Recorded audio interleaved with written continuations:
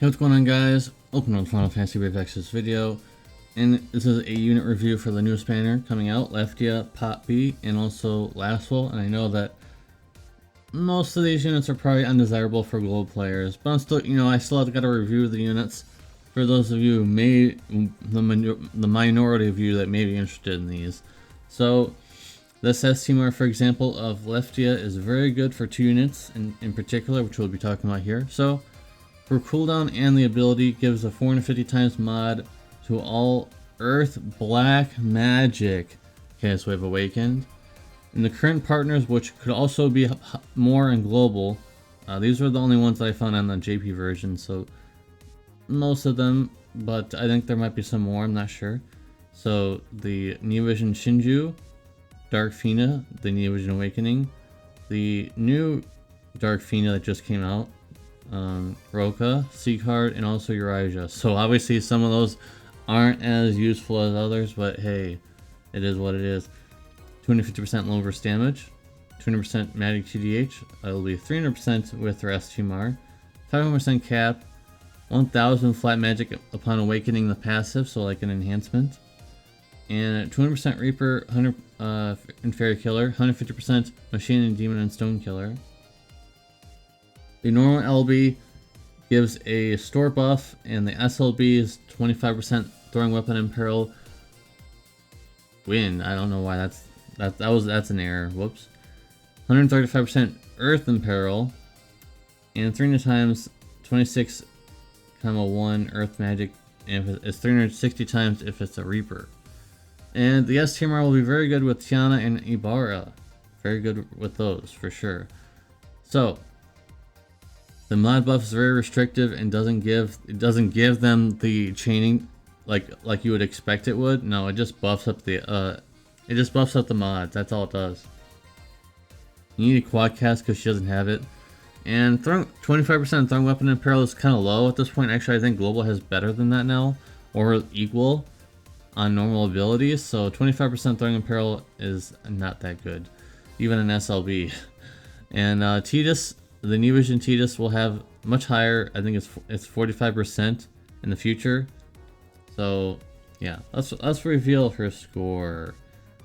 Yep, I'm gonna be going that low. I'm gonna be more strict on units going forward, guys. So 6 out of 10, not a very good unit. Every time I try to think that I want to bring her along, it's always like, oh, she doesn't do the thing that I need her to do, so she's still sitting on the bench. You know, I think she's EX2 on my JP account, and I still haven't used her for anything.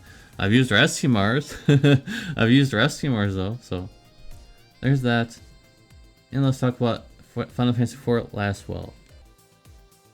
So his STMR is very good for magic attackers, 100% LB damage, and also 200% LB fill rate, very nice. And then he has infinite turns, which is pretty normal of Clash or global units, but yeah, he has infinite turns. His base form, he has 2 85 times mod buffs for his LB only cooldown. Some killers, 300% LB damage, very good actually. 250% TDH, 500% cap. The LB, 20 hits, okay. 125% Ice and Peril, 150 times mod, and keep in mind that he gets mod buffs, so there's that. And the Brave Shift form, it's the same thing, except it's just magic asterisk based instead of physical based. And the Brave Shift LB is literally the same, but magic asterisk based, so you can imbue it in one hit instead. So he's just literally almost the same as Neo Vision Lasswell, but a few things here and there that are a little different, but mostly the same. I don't know what to say. It's kind of hard to review this guy because he's almost exactly the same as the Neo Vision Lasswell, and I know that not a lot of people like that one either. So in the his Grandness is literally the same, so I don't have to it's hard to review this guy. So I think you guys might know what his score is going to be getting.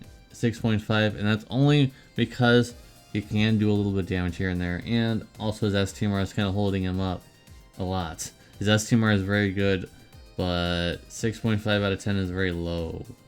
Alright, and let's move on to our last unit here. Poppy. I was very excited when she came in the JP version. I didn't think that she would ever get a new version, but here we are.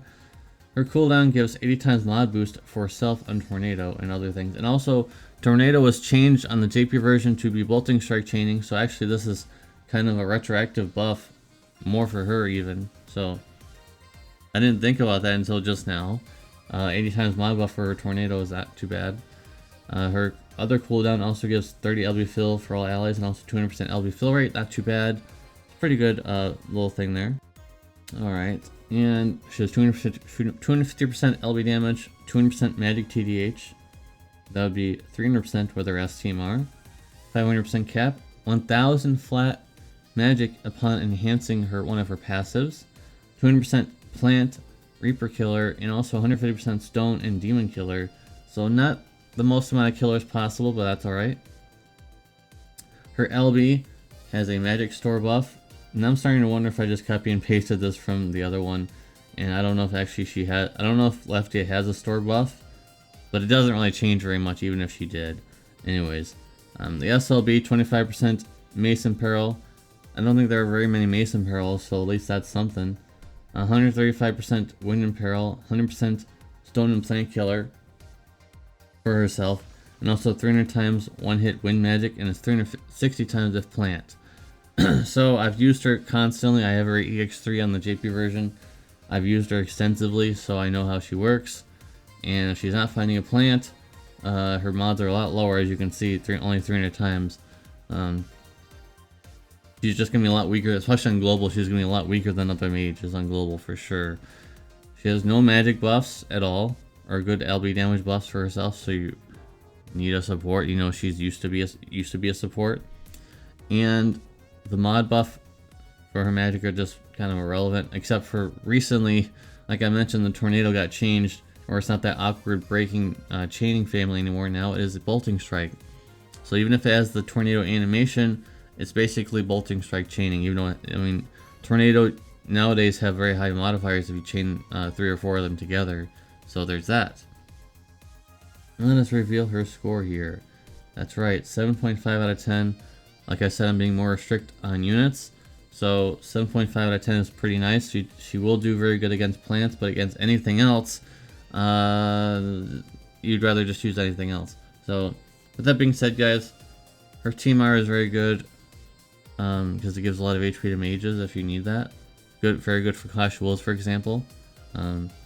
If the boss hits everybody, and that's kind of common, so pretty decent. Anyways, guys, thank you guys very much for watching. Appreciate you. If you'd like to support the channel, click the join button, click the like button, click the subscribe button if you'd like. I don't normally ask for any of those things, but just felt like I'd ask this time. Anyways, see you in the next video. Peace.